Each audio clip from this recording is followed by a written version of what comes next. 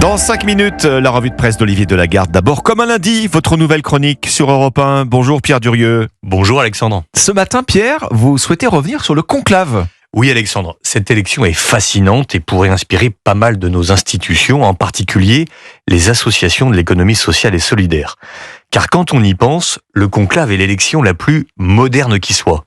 L'Église et son gros milliard de croyants se sont donné un nouveau chef en 24 heures, sans campagne, sans candidat, sans budget et surtout sans l'ombre d'une division. N'importe quelle boîte de 1000 personnes aurait fait appel à des consultants, à un audit, des chasseurs de tête pour finalement décevoir tel ou tel camp. N'importe quelle collectivité locale aurait organisé une élection et aurait ainsi généré des divisions, une majorité, des oppositions. Mais ici, pour Léon XIV, c'est l'unanimité en 24 heures. Franchement, respect. Bon, ce que vous voulez dire, vous pensez que vraiment le conclave est moderne ?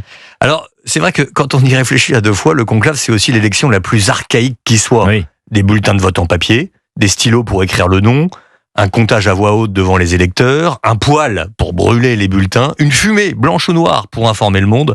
En fait, c'est clairement le système le plus antique. Bon, alors quelle leçon pour les entrepreneurs sociaux ? Eh bien, d'une part, la place de l'intelligence collective, elle est cruciale. Si le vote est si rapide, c'est que le conclave fait suite en fait aux congrégations, ce lieu d'échange où chacun peut partager sa vision, poser ses questions, faire connaissance avec les autres. Et donc avant de voter, il faut se parler. D'autre part, l'idée d'avoir quelques grands électeurs est un choix inspirant. Quelques associations comme Foi Lumière ou À Bras Ouverts procèdent ainsi. Un premier vote désigne des grands électeurs qui sont connus pour leur discernement, leur sagesse. Et ce sont eux qui vont choisir leur leader. Enfin, le secret du scrutin a son mérite, car une fois le vote réalisé, personne ne sait quel cardinal a eu 35 voix ou quel autre en aurait eu 0.